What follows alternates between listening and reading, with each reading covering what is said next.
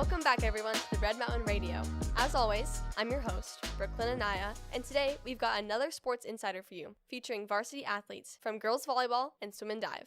For those of you who haven't listened in before, in this sub-series we'll be discussing everything surrounding high school sports by getting first-hand personal accounts from the athletes themselves. If you're curious for more, check out our last episode, which features girls badminton. Our first interview is on swim and dive with varsity athletes Ashlyn, Hutchinson, and Addyson Palmer. Let's take a listen to that conversation. Hey listeners, I'm here with Ashlyn Hutchinson. Hi. And Addyson Palmer. What's up? From Swim and Dive. Thank you guys so much for being here today, and we are super excited to have you on the Red Mountain Podcast for Swim and Dive. So let's get to the juicy part of this interview, which is your sport. It's a super demanding sport, I hear. Can you guys tell me a little bit about it?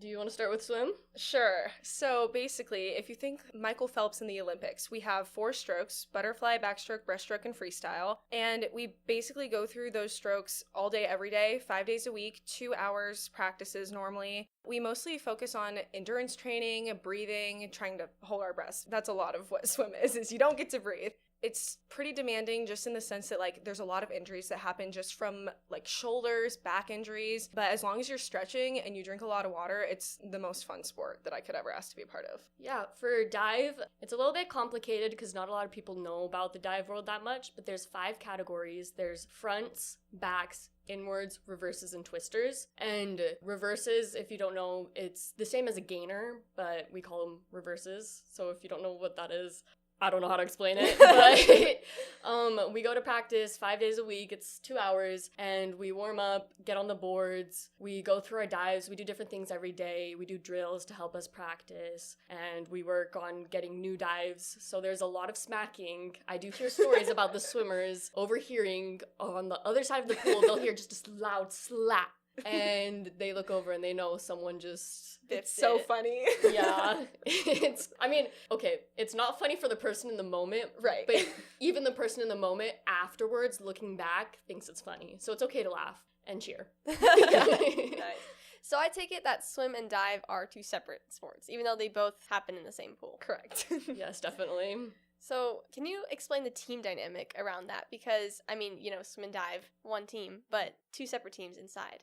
So for competing-wise, our team's points for swim and dive, boys and girls, are all combined to make the total. So we are 1 team in that sense, but we have different coaches and we have different workouts.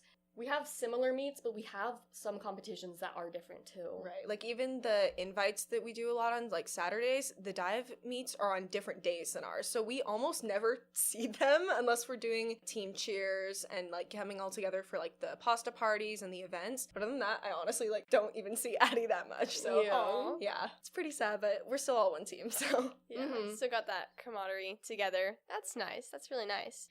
So you guys mentioned competitions and how you guys are separated in points and in teams. How do the competitions look? It's mostly just the parents, and sometimes we'll have really close friends coming, but it's definitely nowhere near the football games or even the wrestling tournaments where actual students show up that often. It's pretty rare to see that. Yeah, it's actually kind of sad. We always joke about it too, because we're like, okay, diving, it's going to be entertaining whether they do good or bad, because right. Who doesn't like to see someone smack? Let's be honest. Yes. So, it's weird to see that so few people don't come, and I think it's because people don't know that it exists. Right. They're not aware. Well, now they will be aware. Hopefully, you guys check them out, please. Please. Aw. Well, you know what? Even if nobody usually comes to watch you guys, I'm sure you guys still do good because you want to make yourself proud. And that's something that's super important in sports. It's proving to yourself that you can do it. Addyson, I heard you mention something about a pasta party. What is that? Every week, the swimmers and divers get together the day before a meet, and we have a pasta party. It's mostly for the swimmers because they need a carb load before, and we really don't, but we go because we're part of the team and we want to support, and it's also free food, so... hello, free food. Yeah. You guys mentioned that you have separate coaches for swim and dive. Can you guys tell me a little bit about the coaches and how they help uplift your team? For sure. So basically, obviously our coaches, they run the workouts. They're also our biggest cheerleaders. Before every race and after every race, we always go and we talk to our coaches. They give us advice, how we can get better. And they're also always there with their stopwatches cheering us on, screaming at us, kick, kick, kick, don't breathe, stop breathing. And they're just always like there for us. Even outside of the sport, I know that I can talk to all of my coaches whenever I need something, whether it be about school or even something personal. They're just always there for us. They're like parents. Yeah, and as for dive, I mean, both sports are very mental. Dive is like very scary, so we need that support, and our coach is always there. They know when to push us and when to pull back and comfort us. We only have one coach for dive, and she's amazing. She's taught us so much. She's also a club coach too, so she knows what she's doing, and she just makes sure that we're comfortable and that we're also learning and growing. Very nice. That's nice to hear that coaches can have such a big impact on athletes' lives, because they do.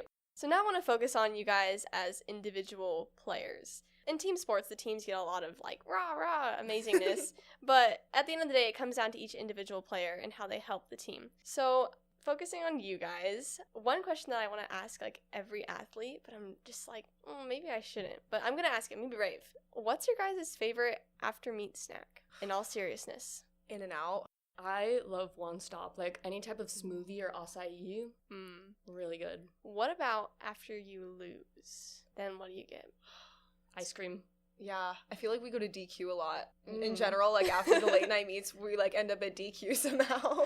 Yeah. I don't know how I got here, but now I have a blizzard in my hand. Exactly. Everything's okay now. It's okay, I forgot about it. All fun and games aside, I do want to hear about the technicalities of swim and dive. I mean, that's what we're kind of here for, the antics of sports. So can you guys tell me a little bit more about the scoring and how you actually win a meet? Yeah, for sure. So swim, even though it's a team sport, it's technically all individual races. So similar to track, you're a part of your team, but you swim your race and it's based on your time completely. So all the technique that goes into it all ends up being what your time is. So after you dive off your block, you do your race, however long it may be, and the moment you hit the wall, that time, that goes into whether you make it maybe a state cut or just helps getting like the team their points, and it all cumulatively adds up to the final score. And basically the goal is to just beat your time. That's kind of the main point of sports. We call them just PRs, personal records, and that's always the goal. Nice. Yeah, for dive, it's also an individual sport, so each person has their own individual score. We have 5 judges that will judge your dives. I'll talk about invites because those are the important competitions. Right. And so we do 11 dives. It takes like 3 to 6 hours. Oh my it takes a while because there's a lot of kids. And they score your dive 0 to 10, 0 being you failed the dive, 10 being it's above perfect. So they take those 5 scores, they take off the highest score and the lowest score, and then with the last 3 scores, they average them and multiply them by the difficulty of the dive you just did. So there's a whole sheet on USAA diving that has the difficulties of every single dive that exists, and that's what they multiply it by, and then they add up all the scores of all your different dives to get your total. That sounds super complicated. Yeah, they have computers do it. No one does it by hand, okay. But it's like math in sports. Yeah. Icky math. Another thing that I want to ask you guys, do you guys have a favorite race, or for you, Addison, a dive that you've done? Maybe something that's like, oh, that was really good. I'm going to remember that forever, you know? I love doing inward 1.5s. If you don't know what an inward is, if you can imagine yourself standing on the edge of a board with your back facing towards the water and your heels off the edge, so only your toes are on the board, you would jump backwards but then do a front flip. So your head's flipping towards the board, and you do a flip and then end it in a dive. So that's an inward 1.5, and that's my favorite dive. That sounds so scary. I would not want to do that. For me, I'm also a club swimmer, so my club favorite is the mile, but they don't offer that for high school, so I would say either the 500 yard or the 100 breaststroke, which is like the frog stroke. The frog stroke. Like Chicken Star Rocket? Chicken Star Rocket on your stomach. Yes, like that. Oh, yes, okay. I took swim classes for like a month when I was 5, so love that. Yeah, basically Michael Phelps, right? As you should. Yeah. First and foremost, not only are you guys athletes, but you are student athletes. Can you guys tell me a little bit about how you balance your work, school, life, sports, everything? How do you balance that? Must be tough. Oh, it is really difficult with our practices being so late in the afternoon and sometimes our meets going till 9 o'clock, 10 o'clock if we go to dinner. a lot of it is just that dedication and drive to sometimes do homework during classes and just fit it in whenever you can over the weekends. I work once a week on the weekends, so just trying to have the dedication for it, because if you don't have the dedication to be a student while you're being an athlete, you'll either fail both or you'll definitely lack in that student part. Yeah, and also communication, like Right. making sure your teachers are aware you're in a sport, and if something really can't happen, like you're going to be gone a day, you're going to miss a lot, you need to be communicating so you can get caught up and they can help you to do that, because it's hard to do it on your own. Right. It's a lot of communication. Teamwork. Yeah. Yeah. Another thing that I want to ask you guys, something that's really important to a lot of athletes I know, is the team bonding aspect of being on a team. I want to know, what's your guys' team bonding? Because I heard pasta parties. That's one way that you guys bond, I know. But I've also heard from some sources you guys have a sleepover. Am I wrong? You are very correct about that. Yes, there is a sleepover. Can you guys tell me a little bit about that? Well, we have a tradition of doing a barbecue, and then we sleep over at someone's house, and then the next morning we do other activities. And it's just to get to know the team better. It usually happens towards the beginning of the season, and it's especially for the new people to get to meet the people who have been on the team for a while. Yeah, for sure. I will say the girls' sleepover is a lot more chill. There's definitely some activities that happen at the boys' sleepover. Oh yeah, we don't sleep at the same house. Oh yeah, that's we should probably say that. But I've heard of definitely like even push-up competitions Oh. and eating until they throw up over at the boys, whereas ours is kind of like girl talk and like casual girl Did sleepover. you hear what Brittany did? Yeah. Pretty much. Yeah. Yeah, like it's that. kind of like that. And the boys are like drifting cars. Yes, that was the most recent event.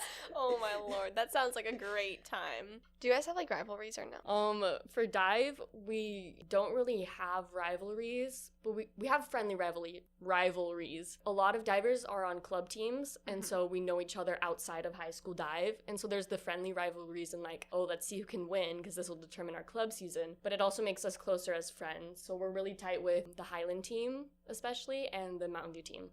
Really? Mm-hmm. Highland Mountain and View. Mountain View. Yeah. Wow. Half of my club friends are on Mountain View. They've gotten a lot of hate on this podcast, Highland and Mountain View. Oh, I bet. Yeah. I bet. A lot of Yeah. teams are like, oh, Highland, Mountain View? No way. Yeah, so. We like them secretly. Oops. Because Yeah. some of them are our closest friends, like outside of high school. Careful, guys. You're going to get canceled. You I guys know. are not being Red I know. Mountain spirit. And it's kind of weird. They've told us, they're like, we hear about all the like stuff that Red Mountain says about us, and they don't care. Like, they don't even talk about Red Mountain. What? Yeah. We're the haters. We are the haters. Yes, we are the haters. We're We the are the problem. instigators. Oh my god. Maybe we need to be a little bit more courage, respect, influence. Ooh, I like Yeah. that. Bars. Period. Oh my gosh. Before we have to wrap it up, Ashlyn and Addison, there is a little tiny tradition on the podcast. It involves a game of trivia, you know. Ooh. Still competition, less physical activity. For sure. Do it right in your chair. It's easy. Do you guys want to participate in some trivia? Of course. Sure. Okay, you guys don't have a choice, so Okay. yeah, of your own will. All right, let's get to it. Sounds awesome. Let me explain the rules. You will have 10 seconds to answer a question after I ask it. If you answer correctly, you get 3 points. Both of you have to answer with the same answer, and if you don't answer a question correctly, you get nada. I will give you 3 regular questions worth 5 points, and 1 bonus question worth a whopping 5 points. At the end of season 4, was it whopping? Did that make you laugh? No, you said 5 points and then 5 points again for Oh, the bonus. I didn't even. Sorry. Okay, thank you so much for catching that. I'll give you 3 regular questions worth 3 points and 1 bonus question. 1 bonus question worth a whopping 5 points. At the end of season 4, the sport that has the most points in sports trivia will win a sports trivia bragging rights trophy. So you guys are actually playing for something. You guys Wow, are that's crazy. lock in. Kind of nervous. Pressure. So far, badminton has a perfect score of 14 points. That's crazy. That's a lot. If anybody manages to tie them, we'll have a little tie-breaking trivia game. Do you guys think you can do it? I can try. Yeah, we can try. maybe. We'll do it. Okay, let's get to it. Our first question.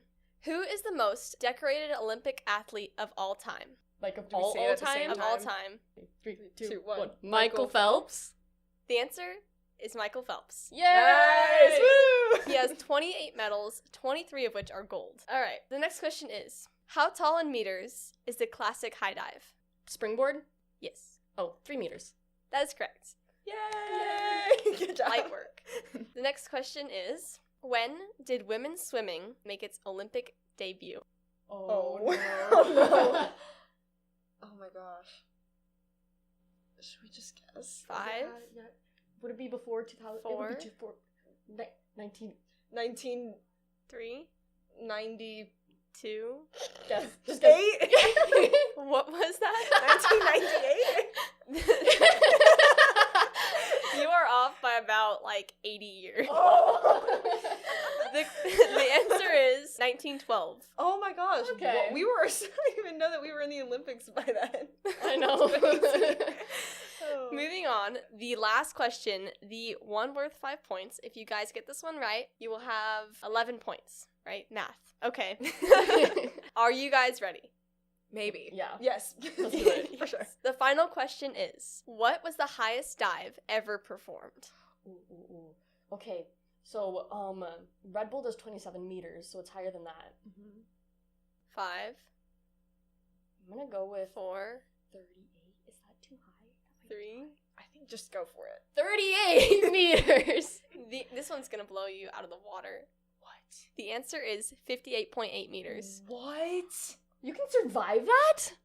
Yeah? That's crazy. That is crazy. That's it was literally probably Greg Louganis. I don't know. Oh. That's like the length of our entire long course. Whoa, that's crazy. Dang. That's crazy. Good for that diver. Good for him.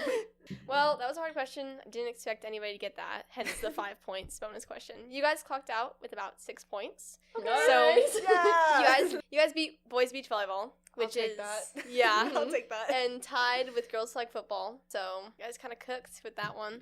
Nice. Thank you guys so much for being here. You guys are super committed athletes, obviously. Just really great people in general. So hope you guys have an amazing season. Get some trophies, get some medals, and thanks for being on the podcast today. Thanks with so us. much for having us. Yeah, thank you. Thanks, guys. You guys have a good day. You too. Thank you. Bye. Everyone, that was Ashlyn Hutchinson and Addison Palmer from Swim and Dive. The Swim and Dive season has already started, so make sure to support your school by dropping in for a game sometime. Swim and Dive's next meet is on October 3rd at 4 p.m. at Keno Aquatic Center against teams Dobson, Mesa, and Skyline. Make sure to check them out. Next up, we have Anaiz Daniels and Lily Sullivan from Varsity Girls Volleyball. I'm super excited to hear about their sport, so let's not delay any further and jump right in. Hey listeners, I'm here with Anaiz Daniels Hi, everyone. and Lily Sullivan Hey, guys. from Varsity Girls Volleyball. Thank you guys so much for being here today. We are really excited to have you guys on the podcast. And let's get to the juicy part of this whole thing, which is your sport, volleyball. It's a pretty popular sport. You could say almost every school has volleyball, which is nice because it's a really cool sport. Can you guys tell me a little bit about volleyball?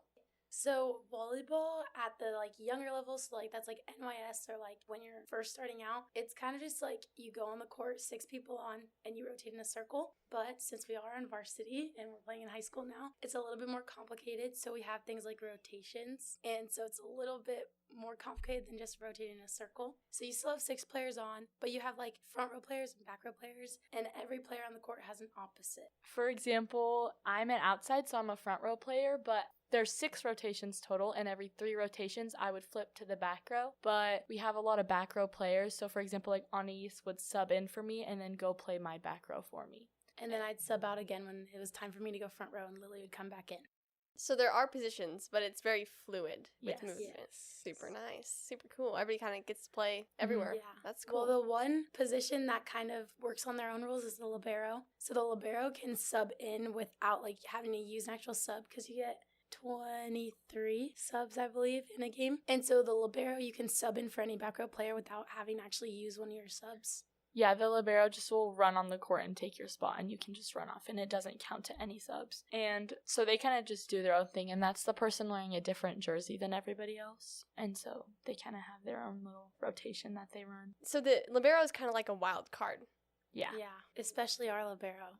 Yeah, she's crazy. She's really good. Ella is our libero, and she's actually the first freshman on Red Mountain's varsity team. Well, she's a sophomore this year, but last year she was on varsity, and she's the first freshman on a varsity team at Red Mountain in a really, really long time for volleyball. So, liberos. I still don't exactly understand. Why are they there? What's their purpose? They're usually considered one of the better passers on the team, and they just play defense. So they're all about defense. All they do is play in the back row. They don't go front row. And so their whole job is they're supposed to be the loudest one on the court, and they're supposed to be like...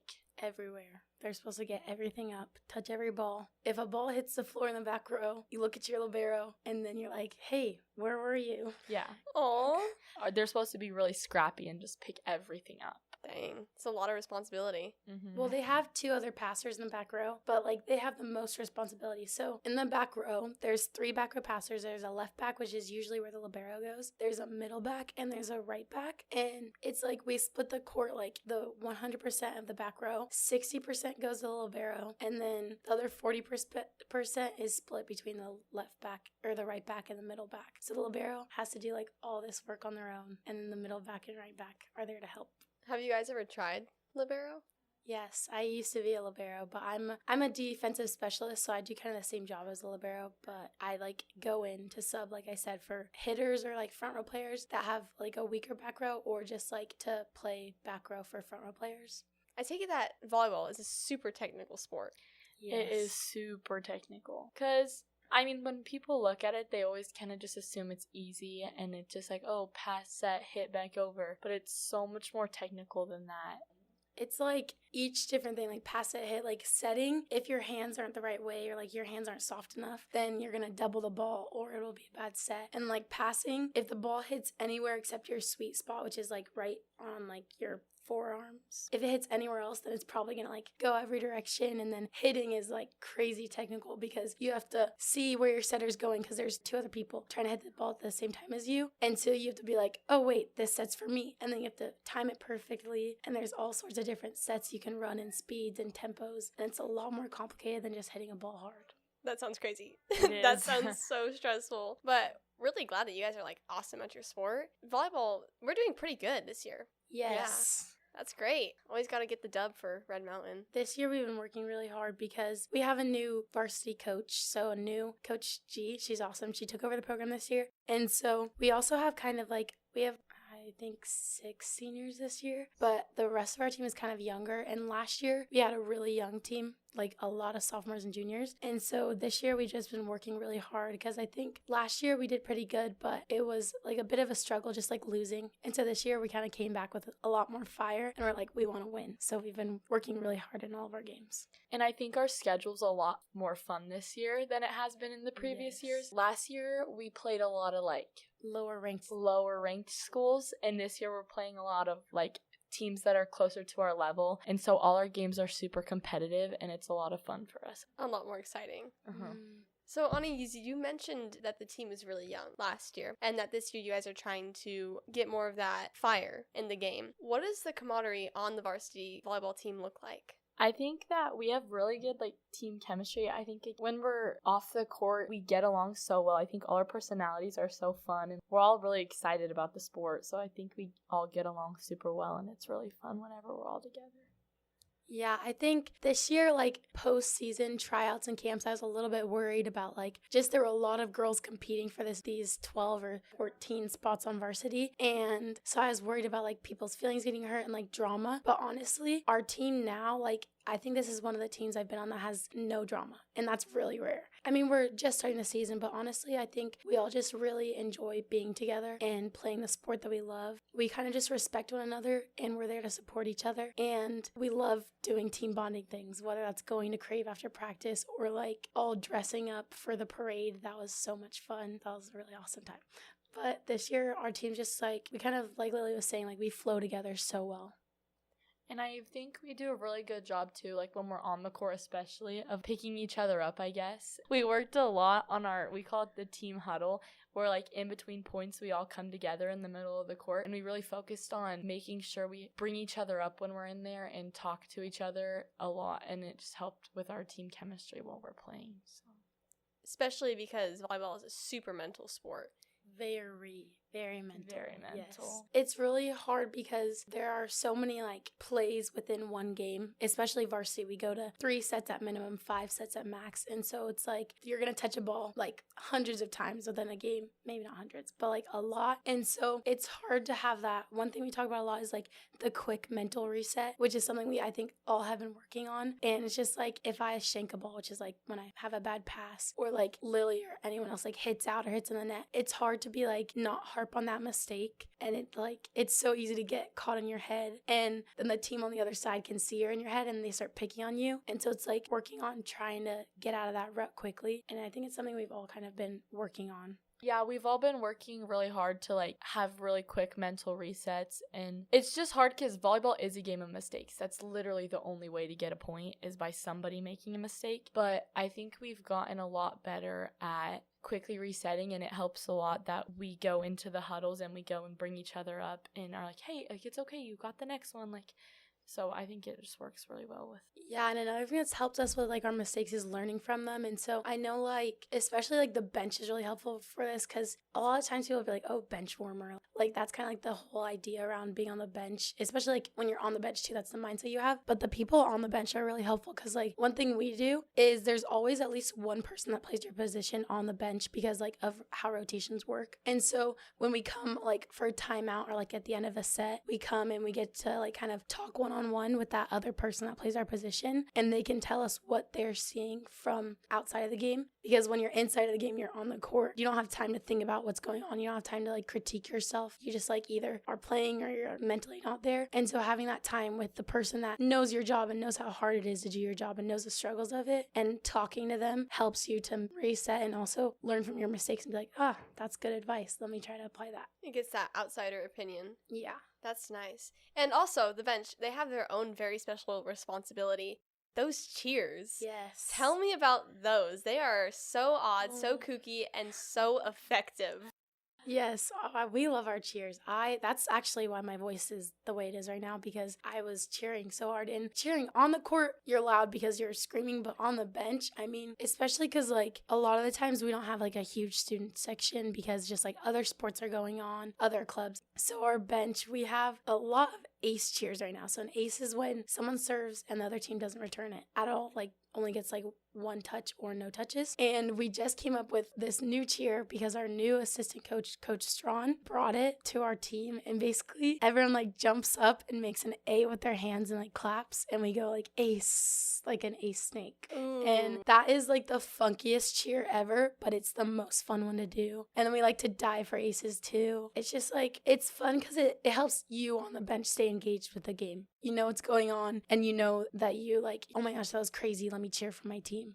And I think it helps the players on the court as well because it just brings up the energy. And especially in slower games when it's like you're not super excited about the plays that are happening, it's just like fun to have the bench going crazy. And then I think it also helps to kind of rattle the other team. If our bench is super loud, it gets them in their head and then they're like overthinking everything they do. So I just think it's a lot of fun.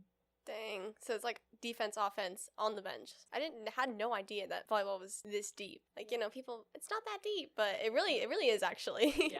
A lot of the times when you're like about to play a hard team, at least I know like at our varsity level, you'll like watch their film and stuff before. And I know like sports like football, like a lot of other sports do it, but like you can watch like what they do physically, but it's also important to know how they are mentally. Like a lot of our pregame is like serve this person on the other team because the second she gets in her head, she shuts down. And so it's going back to how much of a mental sport it is and like the getting people's heads with cheers. Like if you can identify a player on the other team that you can see there in their head, then you can literally like shake up their whole entire team just by like picking on that one person. And I think cheers help a lot to get in their heads. That is ruthless. Dang. You volleyball players. Never want to go against you guys. Wow. Speaking of volleyball players, you guys, I want to know a little bit more about your individual aspect on the volleyball team. Starting with, this is one of my favorite questions to ask every athlete because everybody has such good answers. What's your guys' favorite after game snack? Pasta salad.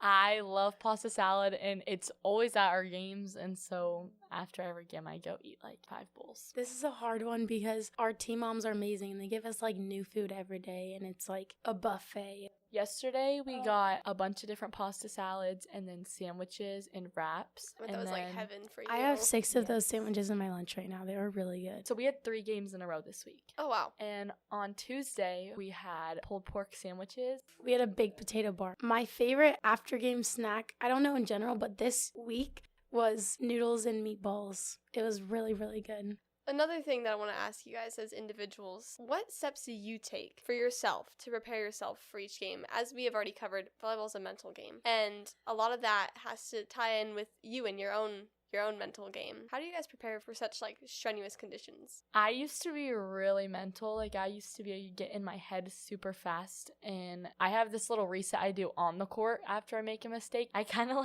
I take a deep breath and then I bounce my hands on my hips like that. Like, just one hand on each hip. And then I just reset. Like, that's my little, you're fine. You got it. For me, I like to spend time with my teammates right before the game. So whether that's doing hair, because we always rush to do everyone's hair before the game, or just sitting and even just peppering, which is kind of it's a 2-person warm-up that you can do to get ready for the game. And also my best friend is on the team, so just kind of sitting with her before the game and just breathing and knowing okay, I know my job, I'm just gonna go out there and do my job and I'm not gonna be scared about how I'm gonna play. Really helps you guys get into the game mode mindset. It's super important in sports, in every sport, not just volleyball, to have that mindset, I'm going to get the dub today, And you guys have gotten dubs, so congratulations. It's been working, I guess. The last thing that I really like to hear about with every sport is rivalries. That is so fun, especially because they run so deep and so heated. And a lot of the sports that we've had on here haven't had those down-to-earth, nitty-gritty rivalries. And I've been kind of disappointed in Red Mountain. I mean, we kind of look like the nice guys. We can't do that. No, we have to be the winners, Yeah. It's a high school thing, I guess you could say. So, what's your guys' biggest rivalry? Toros down. Mountain View.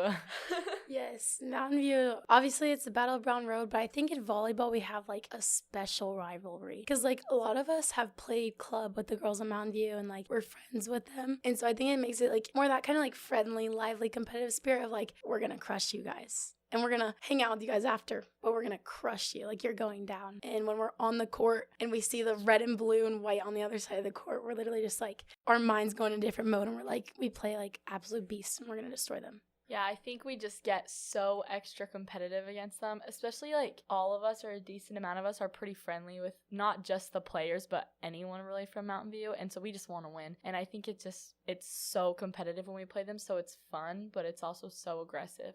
I wonder if they feel the same way, or if they're what do you guys think? I've heard Mountain View is also rivals with Mesa. So I Oh. think it's us Yeah. and Mesa. Everyone wants to beat Mesa because they're really good. Mesa is really good. Yeah. The past 2 years, they've gotten a lot better. It's also that aspect for volleyball specifically. We play club with a lot of the girls, club volleyball, that are at these district schools like Mesa or Mountain View or Westwood. And so it's knowing that you have friends on the other team and kind of that bragging right of being hey, we just absolutely wiped the floor with your school. I love you, but we destroyed you guys. Yeah, you guys are going to go and you're going to hang out and you're hey, remember that one play? Yeah. Remember that one ball? Yeah. It's just it's one thing to beat random girls that you've never played with or lose to random girls that you'll never see again, but it's so much more fun and intense when you play people that you know, and you just have a lot more drive, I feel like. Toros down. Yes. Toros down Always. forever. Yeah, very courage, respect, and influence of us. Yes. Yes, for sure. No. Every time I hear Mountain View, I put a Toros down hand out. Every single time, without fail. Yeah. If you guys can't see us, We're doing it right now. Down.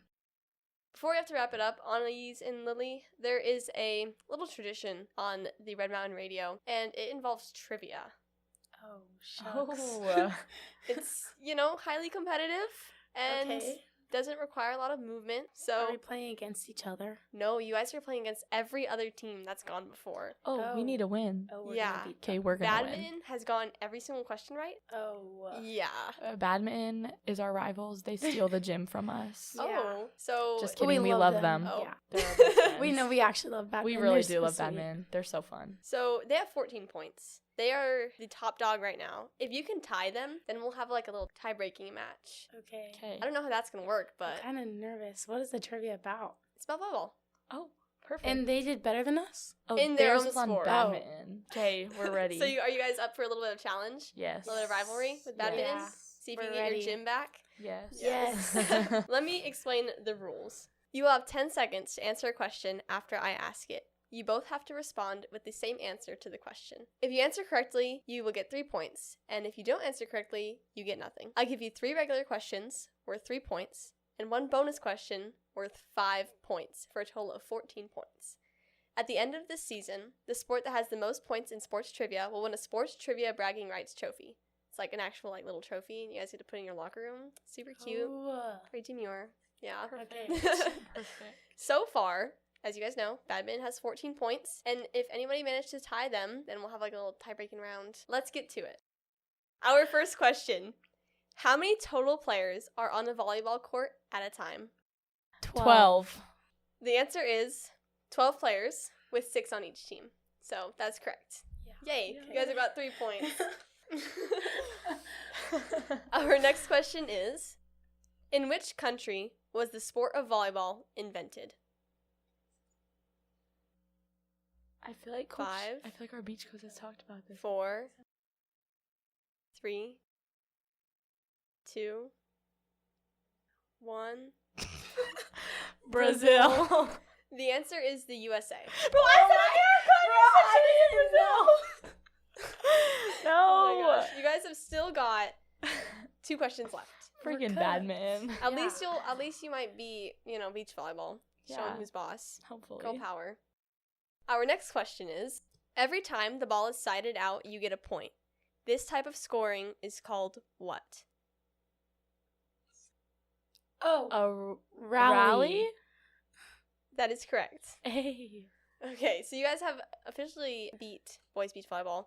Can't beat badminton, that's okay. Perfect. But maybe you guys can redeem yourselves with this last question.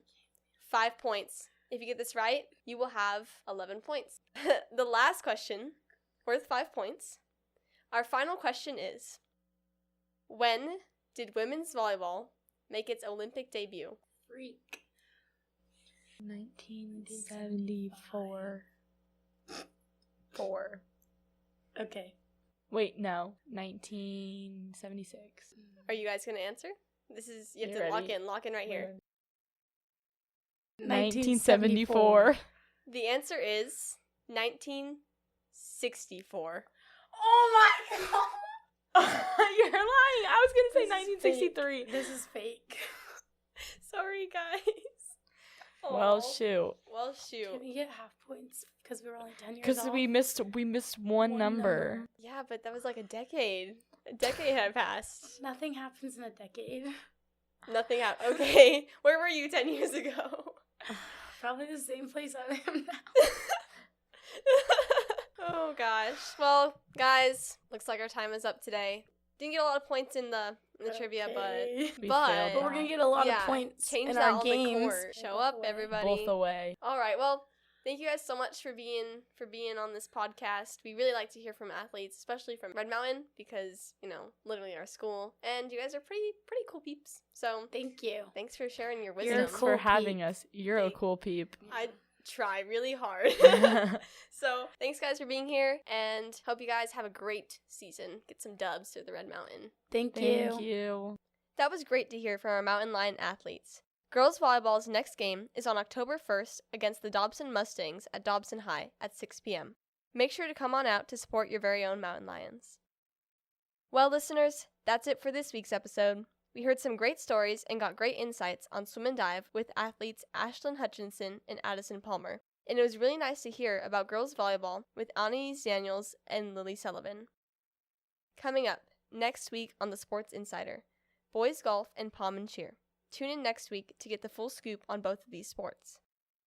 Thanks again for tuning in to Episode 4, Season 4 of the Fall Sports Insider, featuring Ashlyn Hutchinson, Addison Palmer, Anaiz, and Lily Sullivan. Thanks to them for joining me today. You can follow us on Instagram at Red Mountain Radio, spelled REDMTNRADIO, to receive updates on episode drops and fun behind-the-scenes insights.